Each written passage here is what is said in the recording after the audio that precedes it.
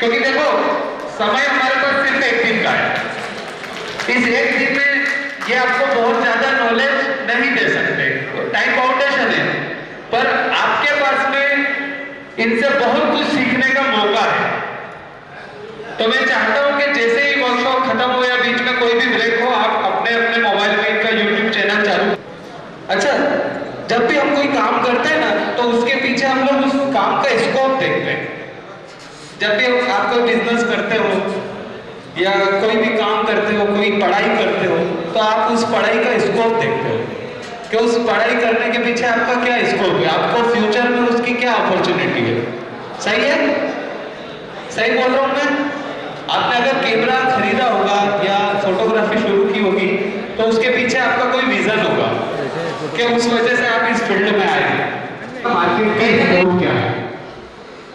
तो सोचो, फोटोग्राफी के लिए के बाद उसको एडिट करते समय आपको पता चलेगा आपने क्या मिस्टेक करी है। ऑन स्पॉट आपके पास कोई कुछ नहीं है, आपका फोकस प्रॉपर है या नहीं है, आपकी कंपोजिशन प्रॉपर है या नहीं है, आपका वाइट बैलेंस प्रॉपर है या नहीं है, सब क्लिपों का आपके साथ एक साथ मैच हो रहा है कि नहीं हो रहा है। तो सिनेमेटोग्राफी शब्द बहुत बड़ा, इसको सीखना बहुत आसान है, पर इसके लिए प्रैक्टिस बहुत चाहिए। तो हम लोग हमारा स्लाइड शो, मैं इसके थ्रू एक छोटा सा आप लोगों के लिए सिलेबस बना के लाया हूँ। समय कम है, बहुत जल्दी फोटोग्राफी से रिलेटेड चीजें बहुत जल्दी आप लोगों के सामने से हटा दूंगा, क्योंकि सिनेमेटोग्राफी मुझे कवर करना है। जावरा फोटोग्राफर एसोसिएशन की तरफ से एक बार फिर आप सभी का स्वागत, थैंक यू सो मच। सबसे पहला होता है लाइटिंग। फोटो में फ्लश आती है, फोटो कैमरे में आपके पास में एक्स्ट्रा फ्लश होती है, पर सिनेमेटोग्राफी में आपको लाइट के साथ बहुत काम रहता है। बिना पोर्टेबल लाइट लिए तो ट्रेडिशनल काम नहीं होता है, सिनेमेटोग्राफी कहां से होगी? तो आपको लाइटिंग के ऊपर बताऊंगा। दूसरा, सिनेमेटोग्राफी में मेन रहता है कंपोजिशन। इसके ऊपर हम आगे थोड़ा सा ब्रीफ में बात करेंगे। कंपोजिशन क्या होता है? सिंपल सी भाषा में हमको क्या फ्रेम में रखना है, क्या फ्रेम में नहीं रखना है, यह सिंपल सा अर्थ है कंपोजिशन का। कि हम जो वीडियो बनाने वाले हैं या हमने जो एक फ्रेम सेट किया है, इसमें हमको क्या रखना है और क्या नहीं रखना है। सपोज मान लीजिए कि मेरा एक सिंगल सोलो शॉट निकालना है और मैंने ये कंपोजिशन सेट किया है। अब मैं चाहता हूं कि इसमें ये फ्रेम भी आए और ये फ्रेम भी आए, ये दोनों आए और मैं यहाँ पे खड़ा रहूं। तो आपको सिर्फ इतना डिस्टेंस कवर करना है जिसमें ये दोनों और मैं कवर करूं। चाहे आप वाइड एंगल लगा के यहां से शॉट लो या टेली लेंस लगा के पीछे से शॉट लो। तो ये होता है कंपोजिशन, कि हमको हमारी फ्रेम में किस चीज को रखना है और किस चीज को नहीं रखना है। सिंपल सी परिभाषा है कंपोजिशन की। इसके कुछ आगे पार्ट्स भी आएंगे, वो मैं आपको बताऊंगा। उसके बाद यूज लेंसेज। सिनेमेटोग्राफी कभी भी एक लेंस से नहीं होती है, जैसा कि अभी विजय भाई ने आपको बताया कि आपको अलग अलग लेंसेज यूज करने हैं। तो लेंस, उसके बाद कैमरा एंगल। हम लोग जब ट्रेडिशनल काम करते हैं ना, तो कहीं पे भी खड़े होकर ऐसे हाथ में कैमरा पकड़ के शूट कर लेते हैं। सिनेमेटोग्राफी में ऐसा नहीं होता है, आपको हर समय एंगल का ध्यान रखना पड़ता है विद कंपोजिशन। क्या आप एक शॉट अलग एंगल से बना रहे हैं, दूसरा शॉट अलग एंगल से बना रहे हैं। तो एंगल्स के ऊपर भी हम लोग बात करेंगे। स्लाइड, नेक्स्ट स्लाइड करना। लाइटिंग, दो तरीके की लाइटिंग यूज होती है, चाहे फोटोग्राफी करो या वीडियोग्राफी करो या सिनेमेटोग्राफी करो। दो तरीके की लाइट सारे फोटोग्राफर सिनेमेटोग्राफर यूज करते हैं। एक होता है नेचुरल लाइट, नेचुरल लाइट और आर्टिफिशियल लाइट। आप लोग ये चाहो तो नोट कर लो, लास्ट में मेरा नंबर दूंगा, व्हाट्सएप करना, मैं इसका पूरा पीडीएफ आपको सेंड कर दूंगा। तो ये सारी चीजें आपको बाद में भी जब कभी नेचुरल लाइट जो रहती है वो 3 टाइप की रहती है। कोई बता सकता है नेचुरल लाइट क्या है? Yes, sunlight. इसके अलावा, सनलाइट के अलावा कोई नेचुरल लाइट बताएगा? वो सनलाइट होगी सर, जो सोर्स बताइए कि लाइट का, नेचुरल लाइट का सोर्स क्या क्या है। अच्छा, सन तो दिन में रहता है, फिर नाइट के लिए मून लाइट है ना। और तीसरा है स्टार। जो लोग गैलेक्सी फोटोग्राफी करते हैं ना, आकाशगंगा की और इसकी, वहां पे उनको सिर्फ जो स्टार की लाइट है उसी की जरूरत है, और वो नेचुरल लाइट है। इन तीन लाइट के अलावा जितने भी लाइट दुनिया की लाइट है वो सारी आर्टिफिशियल लाइट है, ह्यूमन मेड से। अगर सूर्य के सामने आपने रिफ्लेक्टर रखा है और रिफ्लेक्टर से कोई लाइट आ रही है तो वो आपने बनाई है, डेवलप की है ना। वो लाइट है सूर्य की, पर डेवलप किसने की है? हम लोगों ने करी है, तो वो आर्टिफिशियल लाइट हो जाएगी। नेक्स्ट करते हैं, नेक्स्ट। अच्छा, आर्टिफिशियल लाइट। आर्टिफिशियल लाइट में ये कुछ कंटेंट है आर्टिफिशियल लाइट के, tube light, bulb light, LED light, candle light, flash light, portrait और रिंग, है ना। ये सारी आर्टिफिशियल लाइट्स है। नेक्स्ट नेक्स्ट, ये कुछ फोटोग्राफी टर्म में लाइटिंग है, key light, field light, hair light, back light. ये सारी चीजें फोटोग्राफी और सिनेमेटोग्राफी दोनों में यूज होती है।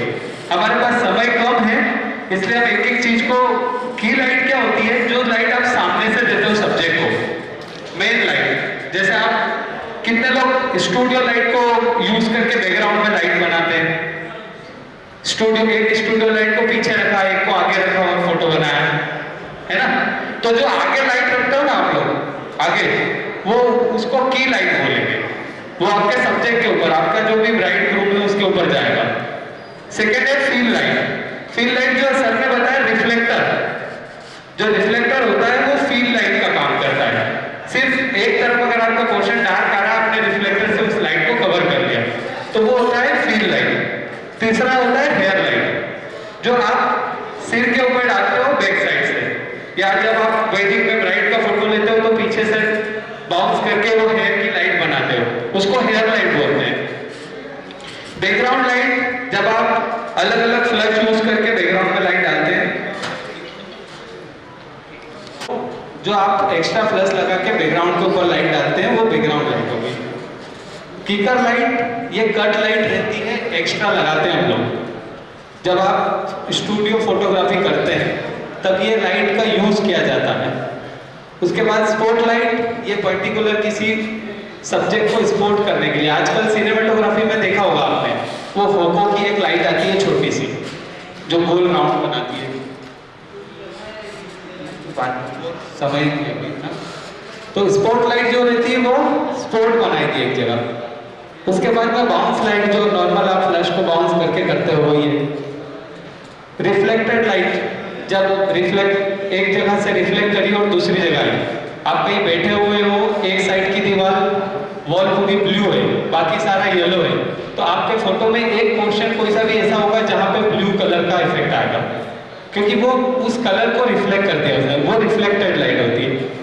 एक रिप लाइट है, ये भी कट लाइट ही रहती है। नेक्स्ट,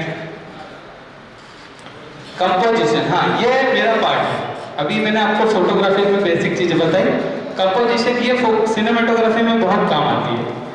रूल ऑफ थर्ड किस किस को मालूम है? रूल ऑफ थर्ड, ठीक है, बहुत सारे लोगों को नहीं मालूम है।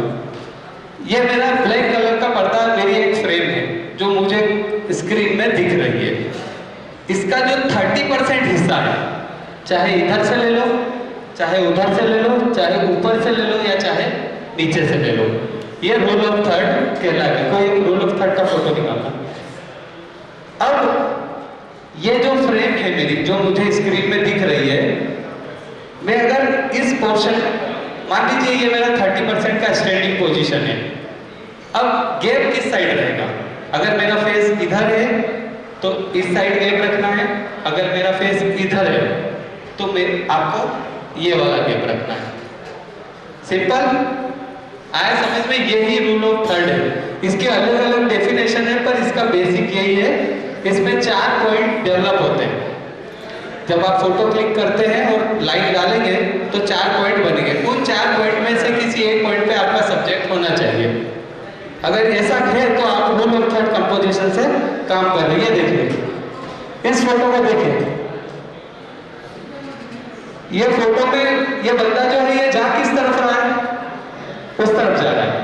तो सामने वाले ने गेम किधर रखा है, इधर रखा है। तो आपको कुछ नहीं करना है, अगर ऐसा फोटो लेना है जिस तरफ आपके सब्जेक्ट का डायरेक्शन है, चाहे वो एक आदमी खड़ा हो या एक डॉल बैठी हो या कोई प्रोडक्ट हो जिसका फेस उस तरफ है, सिर्फ आपको ये कंपोजिशन ध्यान रखनी है। अब यहाँ पे आपके पॉइंट्स पे आपका सब्जेक्ट कवर हो रहा है, ये रूल ऑफ थर्ड की कंपोजिशन है, ठीक है। अब इसमें एक चीज और कवर करिए, इसको वर्टिकल भी करा है और हॉरिजॉन्टल भी करा है, वर्टिकल भी करा है। ये जो स्काई है, बैकग्राउंड है, इसको इसने ऊपर के 30% पे लिया है, जो फोरग्राउंड है उसको नीचे के 30% पे। तो ये दोनों तरफ से रूल ऑफ थर्ड कम किया हुआ है। ये चीज आपको वीडियो में ध्यान रखनी है। मैं बता आपको फोटो रहा हूं, पर आपको ध्यान किस में रखनी है, जब आप वीडियो शूट करें। दूसरी चीज, अगर आप NX100 कैमरे से भी काम कर रहे हैं ना, तो भी अगर आपने रूल ऑफ थर्ड का ध्यान रखा तो रिजल्ट ये ही मिलेगा। अगर आपके पास NX100, आपके पास अगर 1500p भी है या आपके पास AGSC 90 भी है और आपने कंपोजिशन का ध्यान रखा तो आपको ये ही रिजल्ट मिलना है, ठीक है। मेरी बात समझ में आ रही है सभी को? देखिए, मैं आपको यहाँ एक दिन में कोई सिनेमेटोग्राफी में मास्टर नहीं बना दूंगा, पर मैं आपको वो इंफॉर्मेशन देना चाहूंगा जो आपके काम को बेहतर बनाएगी। और अगर मेरी ये वर्कशॉप सफल रहेगी, आप एक भी चीज यहाँ से सीख कर गए और आपने आपके काम में ऐड करी। सो नेक्स्ट कुछ और इमेजेस देखते हैं हम रूल ऑफ थर्ड की।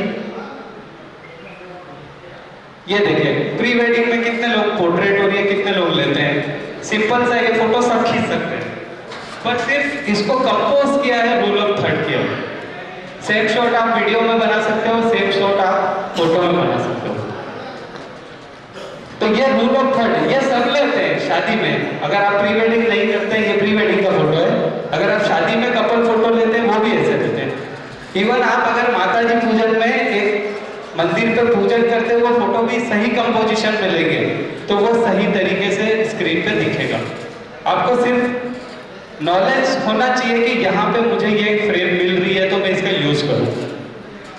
ये भी रूल ऑफ थर्ड है। नेक्स्ट कंपोजिशन का चैप्टर चेंज करेंगे।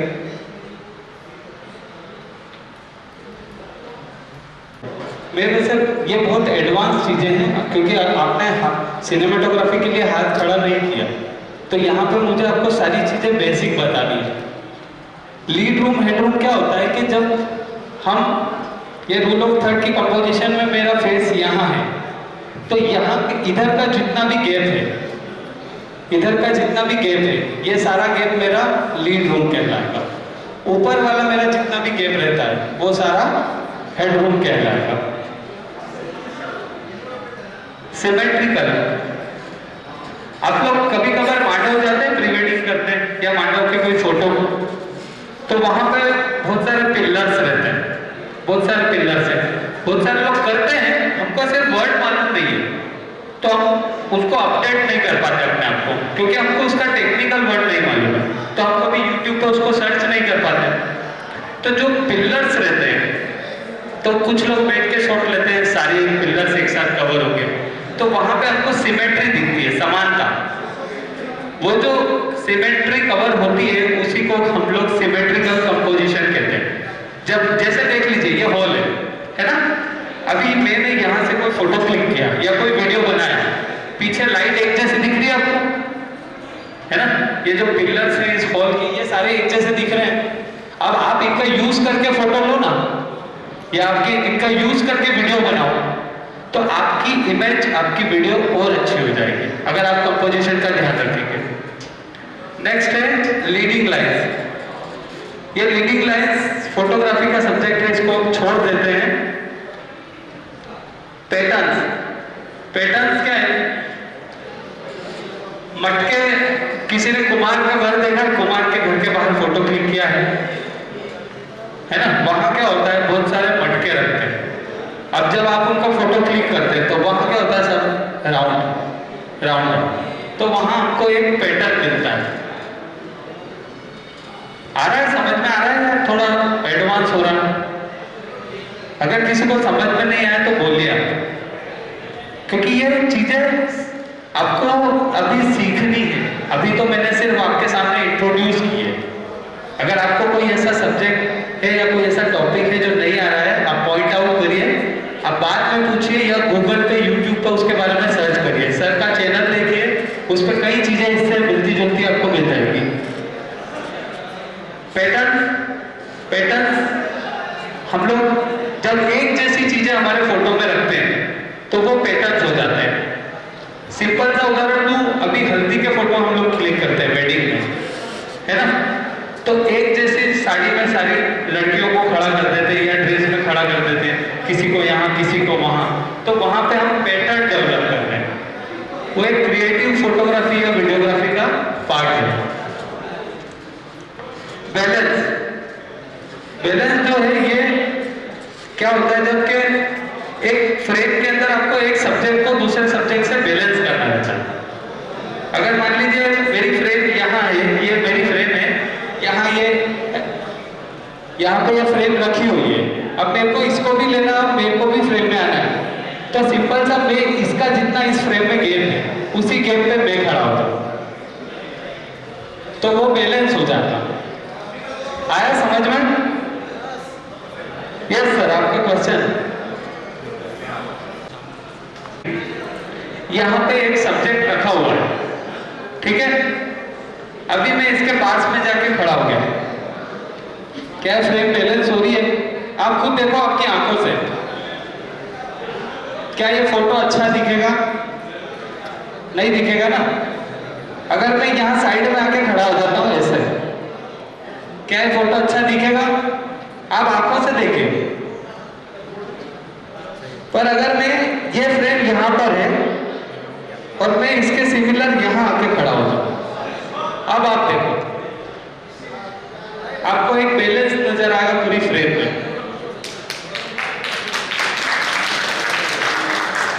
शायद अब आप मेरी बात को समझ गए। आ रहा है बैलेंस? तो ये जो चीजें आपने यहाँ पे देखी है ना, यही काम करते समय आपको आपके व्यू फाइंडर या स्क्रीन में देखनी है, तभी आप आपके काम में इंप्रूवमेंट ला पाएंगे। और ये चीज आप करेंगे, आप अपने काम में चेंज देखेंगे। ये कंपोजिशन है, बहुत बड़ा विषय है बात करने के लिए। तो आप सिर्फ इस शब्द को ध्यान रखिए और इनके ऊपर यूट्यूब पे, गूगल पे इनके ऊपर सर्च करिए, क्योंकि यहाँ पे एक आपको सिर्फ एक हिंट मिलेगी, आपको एक कंटेंट मिलेगा अपने दिमाग को आगे बढ़ाने के लिए। सो नेक्स्ट बात करेंगे हम लोग। सबसे पहला 35 mm, ये सबसे ज्यादा यूज होने वाला लेंस है सिनेमेटोग्राफी के अंदर। मैक्सिमम आप जितने भी यूट्यूब पे इन पे वीडियो देखेंगे, अधिकतर जो प्रोफेशनल सिनेमेटोग्राफर है वो ये लेंस को सबसे ज्यादा यूज करते हैं।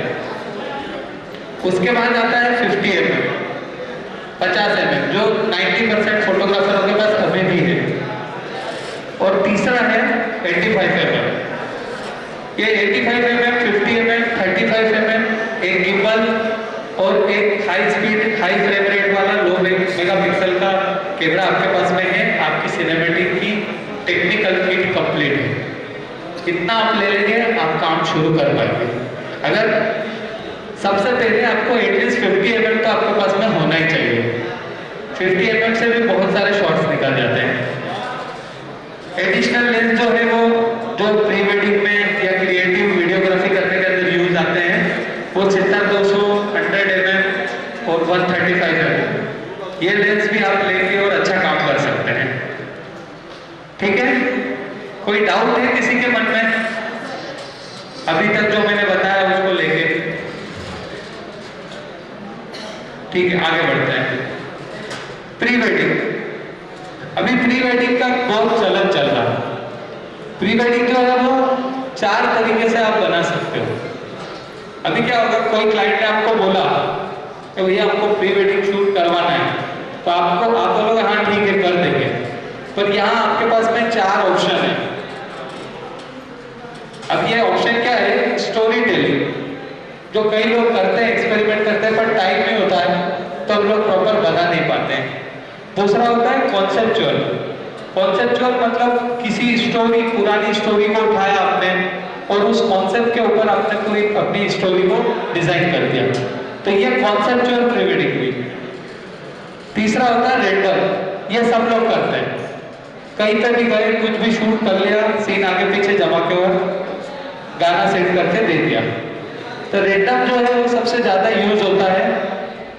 चौथा ट्रांजिशनल है, ये थोड़ा टेक्निकल वर्ड है, पर आप जो बड़े बड़े सिनेमेटोग्राफर है, जो बड़ी बड़ी प्री वेडिंग बनती है, उनके उसमें ये चीज आप देख लो। ये क्या होती है, ये देखने के बाद ही इनको पता चलेगा कि हम एक सीन को दूसरे सीन पे ट्रांजेक्ट करते हैं उसके अंदर। नेक्स्ट, ये कुछ टर्म है ये जो मैंने फोटोग्राफी फील्ड में निकाल रखी।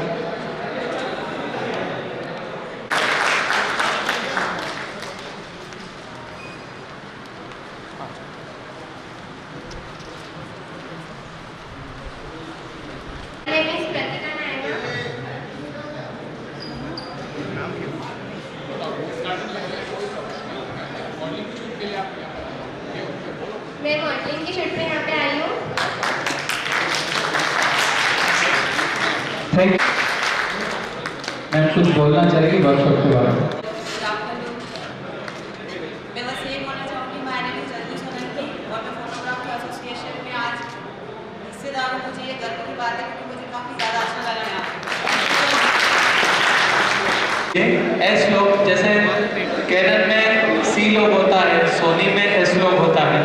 आप इसको वर्ड को नोट कर लीजिए, आपको इसके ऊपर रिसर्च करना है कि ये पिक्चर हो गया, या सारे कलर चले गए, पर जब आप एडिट करेंगे तो सारे कलर वापस आ जाएंगे अच्छी डायनामिक रेंज के साथ में। जो आपकी हाईलाइट है वो हाईलाइट जैसी दिखेगी, जो शेडो है वो शेडो जैसे दिखेगा। अगर आप हार्ड लाइट में भी शूट कर रहे हैं तो आपको हर चीज प्रॉपर मिलेगी। आप एडिटिंग में सारी चीजें मैनेज कर पाएंगे। तो अभी आप इस वर्ड को लिख लीजिए लॉग। जब हम शूट करेंगे इससे अंतर क्या आता है ये मैं आपको बता दूंगा। FPS सिनेमेटोग्राफी के अंदर कितने लोगों को मालूम है FPS के बारे में? एक तो हाथ खड़ा कर दो कोई। सर के स्टूडेंट आप लोग भी खड़ा कर दो। लाइट के फ्लक्चुएशन के कारण ये फ्रेम्स थे। अलग अलग नेशन में अलग अलग फ्रेम्स काम आती है। फ्रेम क्या होता है कि जब हमने कोई वीडियो शूट किया, अगर हमको सेम टू सेम चलाना है, सेम टू सेम, ना उसको स्लो करना है ना उसको फास्ट करना है, तो हमको हमेशा 24 FPS पे शूट करना है। कितने पे करना है? 24 पे या 25 पे। अगर हमको वीडियो को 50% तक स्लो करना है, 50%, उससे ज़्यादा नहीं करना है, तो हमको हमारे कैमरे के अंदर जो सेटिंग होगी उसमें 60 FPS पे शूट करना है, या तो 50 पे या 60 पे। अगर हमारे वीडियो को हमको बहुत स्लो करना है, स्मूथ टच देना है, तो हमको 100 या 120 FPS पे शूट करना है। ठीक है, ये बेसिक FPS का नॉलेज है। अब FPS से होता क्या है कि जब भी कोई आप शूट करते हैं तो उसको स्लो करने की कैपेसिटी कितनी रखना है आपको, कितना % उसको आप स्लो करेंगे एडिट करते समय, ये आपको FPS हेल्प करता है। अब नॉर्मल जो आपका टाइम लाइन रहता है वो 24 FPS का रहता है, 24 FPS या 30 FPS जो भी आपने लिया है। अब मान लो अगर आपने उसको 24 पे ही शूट करके टाइम लाइन तो रख दिया, तो आप उसको स्लो करेंगे तो उस पर जग आना शुरू हो जाएगा। अगर आपने उसको 60 FPS पे शूट किया है तो आप उसको 50% तक स्लो कर सकते हैं। अगर आपने उसको 100 FPS पे शूट किया है तो आप उसको 4 गुना स्लो कर सकते हैं। अगर 120 FPS पे किया है तो आप उसको 5 गुना तक स्लो कर पाएंगे। यस, समय बहुत कम है, आज वर्कशॉप में कंटेंट बहुत ज्यादा है, आगे भी लोगों को आना है। कलर ग्रेडिंग, कलर करेक्शन, ये दो सिनेमेटिक, आप मैं जो वर्ड बोल रहा हूँ ना वो आप लिखते जाइए, क्योंकि उससे आपको सर्च करने में इजी हो जाएगा। यहाँ हमारे पास आज समय का बहुत दबाव है, मैं हर चीज को आपको ब्रीफ में नहीं बता पाऊंगा। कलर ग्रेडिंग और कलर करेक्शन ये दोनों सिनेमेटोग्राफी में एडिटिंग का पार्ट है। यस हाँ नहीं सर, रेगुलर वीडियोग्राफी में आप स्लो करना चाहेंगे तो आपका जैसे अगर आप ट्रेडिशनल फोटो करते हैं तो वो 50 fps तक सपोर्ट करता है, तो 50% तक तो आप वैसे भी स्लो करें तो कोई प्रॉब्लम नहीं आती। आपको सिर्फ नॉलेज रखना है कि हमको किस समय क्या, जैसे कई लोग क्या करते हैं कि प्री वेडिंग शूट करते हैं तो सारे स्लो मोशन शूट कर लेते हैं, सारे स्लो मोशन शूट कर लेते हैं। उसमें प्रॉब्लम ये आती है कि जो चीज आपको नेचुरल दिखानी है, रियल टाइम दिखानी है, वो इतनी अच्छी नहीं दिखेगी जो स्लो मोशन में दिखेगी। तो ये आपको ध्यान रखना है। वहां पे आप जो ट्रेडिशनल काम कर रहे हो उसमें भी एफपीएस तो सभी में वही मैटर करेगा। कलर ग्रेडिंग, कलर करेक्शन दोनों अलग अलग वर्ड है। कलर करेक्शन जो है वो वाइट बैलेंस सेट करना है सर कैमरे का, या एक्सपोजर सेट करना है कि आपने कोई शॉट बनाया उसमें हल्का सा ओवर एक्सपोज हो गया, आपने उसके लाइट को कम कर दिया, या थोड़ा सा येलो हो गया तो उसका केल्विन को डाउन कर दिया। ये होता है आपका कलर करेक्शन। और कलर ग्रेडिंग होती है कलर को पॉपअप करना। अगर कुछ लोग प्रीमियर पे काम करते हो तो उनको मालूम होगा साइड में बार रहती है, या फोटोशॉप में जब आप काम करते हो फोटोशॉप सीसी पे तो साइड में एक बार रहती है जहाँ पे blue, yellow, red, green, magenta ये सारे रहते हैं। तो वहां से आप इमेज के अंदर कौन सा कलर आपको हाईलाइट करना है, तो वो होता है कलर ग्रेडिंग। एक्सटर्नल उसके ऊपर आप लट अप्लाई करके कलर ग्रेडिंग कर सकते हो, मैनुअल कर सकते हो। तो कलर, अगर जो लोग समझते हैं कलर ग्रेडिंग और कलर करेक्शन अलग अलग चीजें हैं, जब आप एडिट करेंगे तो आपको कलर करेक्शन एक करना है और एक लेयर कलर ग्रेड का बनाना है। टेक्निकल वर्ड है, अगर हमको समय मिला तो हम लोग ये करेंगे। नेक्स्ट, एडिटिंग के कौन कौन से सॉफ्टवेयर हैं आपको मालूम होना चाहिए अगर आप सिनेमैटिक फील्ड में आना चाहते हैं। फोटोग्राफी में तो एडोब फोटोशॉप, एडोब लाइटरूम अधिकतर यूज करते ही होंगे। वीडियोग्राफी के अंदर सबसे अच्छा और सबसे इजी सोर्स जो है वो आपका एडोब प्रीमियर है। जो लोग ईडीएस पे काम करते हैं, EDS is not for a cinematic editing software. अगर आप लोग ईडीएस पे काम करते हैं, जो वीडियो मिक्सिंग करते हैं, तो आप उतना अच्छा रिजल्ट नहीं दे पाएंगे जो आप प्रीमियर पे दे सकते हैं, क्योंकि वहां पे आपके पास बाउंडिंग है। आप कलर करेक्शन नहीं कर पाएंगे, अच्छे ट्रांजिशन नहीं डाल पाएंगे, एडजस्टमेंट लेयर नहीं बना पाएंगे। सेकेंड मोस्ट जो सॉफ्टवेयर जो फिल्म इंडस्ट्री में यूज होता है वो होता है आपका एफसीपी। ये नाम लिख लीजिए आप, आपको सर्च करने में काम आएंगे। एफसीपी, फाइनल कट प्रो नाम है इसका। ये वीडियो एडिटिंग के लिए यूज होता है, मोस्ट ऑफ फिल्म इंडस्ट्री में यूज किया जाता है। पर आजकल वेडिंग में इसके लिए आपको आईमैक मशीन लगेगा। नॉर्मल मशीन में भी कर पाओगे पर इसके लिए आईमैक ही रिकमेंडेड रहता है। तीसरा डाविंसी रिजॉल्व, ये एक नया सॉफ्टवेयर अभी वेडिंग इंडस्ट्री में आया है। आप नाम लिखिए, आपको इतना इसको ब्रीफ में जाने की जरूरत नहीं है, पर कुल मिला के बात ये है कि आपके नॉलेज में होना चाहिए ताकि आप कभी भी इस पे रिसर्च कर पाओ। एक सोनी वेगास है और ईडीएस के बारे में तो सब जानते ही होंगे। तो काम आप किसी भी सॉफ्टवेयर से कर सकते हो, आपको सिर्फ काम करने की प्रोसेस मालूम होना चाहिए। ऐसा नहीं है, आपको अगर आपकी कंपोजिशन अच्छी है, आपका व्यू अच्छा है, आपका सब्जेक्ट प्लेसमेंट अच्छा है, तो आप बहुत अच्छे तरीके से सिनेमेटोग्राफी कर पाएंगे। आपका जो NX100 का वीडियो है वही अलग तरीके का वीडियो देने लग जाएगा। सिर्फ आपको कुछ चीज़ों पर काम करना पड़ेगा।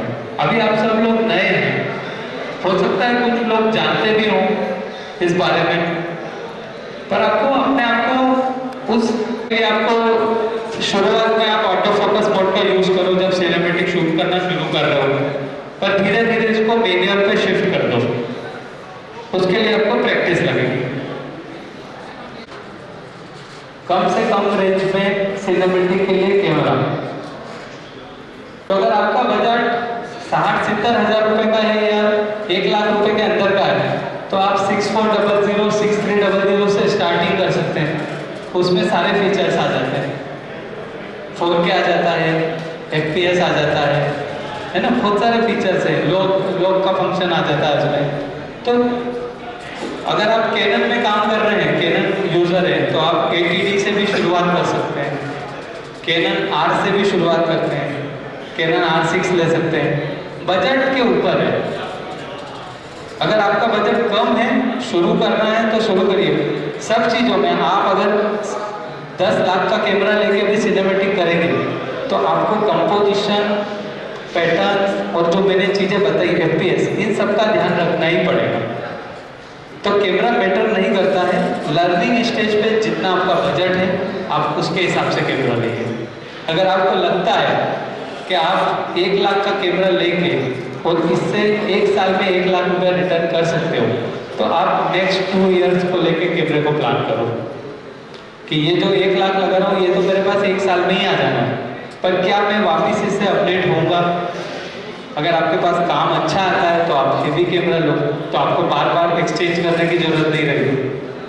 तो कोई भी कैमरा खरीदो, बेस वही है कि आपको काम का तरीका आना चाहिए, तो आप अच्छे तरीके से काम कर पाओगे। अच्छा, एक थोड़ी सी टेक्निक, ये मेरे सब्जेक्ट से अलग बात है पर मैं इसको करना चाहूँगा क्योंकि ये कॉमन है। नॉलेज और इंफॉर्मेशन, इन दो में कोई डिफरेंस बता सकता है? नॉलेज और इंफॉर्मेशन के बीच में? यस, बोलिए। किसी ने हाथ खड़ा किया, नींद में हाथ खड़ा हुआ। मैं आपको बताता हूँ क्या डिफरेंस है। आप लोग जब भी कोई नई चीज आपके बीच में आती है, जब भी कोई नई चीज आई आपके सामने, तो वो आपके सामने एज ए इंफॉर्मेशन आती है, एज एन इंफॉर्मेशन थोड़े समय के लिए। फिर आप उसको YouTube पे, गूगल पे या किसी से पूछ के उसके बारे में ज़्यादा जानकारी लेते हैं या फिर उसके ऊपर प्रैक्टिस करते हैं, और उसके बाद में जो आपको नॉलेज होता है या जो आपके पास में जो आपको अचीव हो गया है उस काम को लेके, वो आपका नॉलेज है। तो कोशिश करो कि जब भी कोई इंफॉर्मेशन आपके पास में आए आप उसको नॉलेज में कन्वर्ट करो। मैंने बोल दिया FPS, आप लोगों ने लिख लिया, कल जाके भूल जाएंगे, तो मैंने सिर्फ FPS आपको एक इंफॉर्मेशन दी, आपको इसके ऊपर प्रैक्टिस करना है और उसको अपने नॉलेज में कन्वर्ट करना है। जो भी चीज़ें आपने लिखी है या उन सर से जो भी आपने सीखी है, एक छोटा सा पॉइंट अगर आपके लिए एक इंफॉर्मेशन है, अगर आपने उसको नॉलेज में कन्वर्ट कर लिया तो आपकी लाइफ चेंज हो जाएगी। ये वर्कशॉप, और मेरा दावा है कि जो भी बंदा इस वर्कशॉप से वापस जाएगा ना, वो अपने आप को 0.1% तो अपडेट पाएगा। सही है या गलत है? सही बात है ना? 0.1%, चाहे एक छोटा सा चेंज आप आपके अंदर लाए, पर आपके अंदर वो चेंज आ जाएगा, गारंटी है इस चीज की। तो जो भी इंफॉर्मेशन आपको मिलती है, चाहे वो वर्कशॉप पे खड़े हुए मेंटर से मिलती है या आपके साथी फोटोग्राफर से मिलती है, किसी यूट्यूबर से मिलती है, या कहीं आप किसी का वीडियो देख के वो इंफॉर्मेशन लेते हैं, आप उसको प्रैक्टिस करके उसके बारे में जानकारी निकाल के और उसको नॉलेज में कन्वर्ट करें, तो आपका काम अपने आप आसान हो जाता है। नेक्स्ट, सही बोल रहा हूँ या गलत बोल रहा हूँ? आपको मालूम है, मैं इस पे श्योर तो नहीं हूं, पर जहां तक मेरी इंफॉर्मेशन है, कैमरे का ISO आप जितना ज्यादा बढ़ा के रखेंगे उतना ज्यादा आपका सेंसर जल्दी खराब होने के चांसेस रहते हैं, उतना ज्यादा। तो कोशिश करिए कि हर फोटो, जो भी फोटो आप क्लिक करते हैं उसकी एक वैल्यू है, चाहे खींच के डिलीट कर दो, नुकसान आप खुद का ही कर लो, आप खुद का ही नुकसान करोगे। अगर आपने फोटो क्लिक किया, अच्छा नहीं आया, तो नॉलेज लो, और आपका एक एक पिक्चर, आपका अगर कैमरा 1 साल चल रहा है तो वो 10 साल चलने लायक होना चाहिए।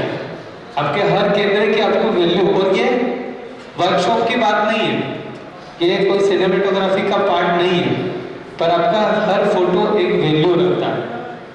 सो आपको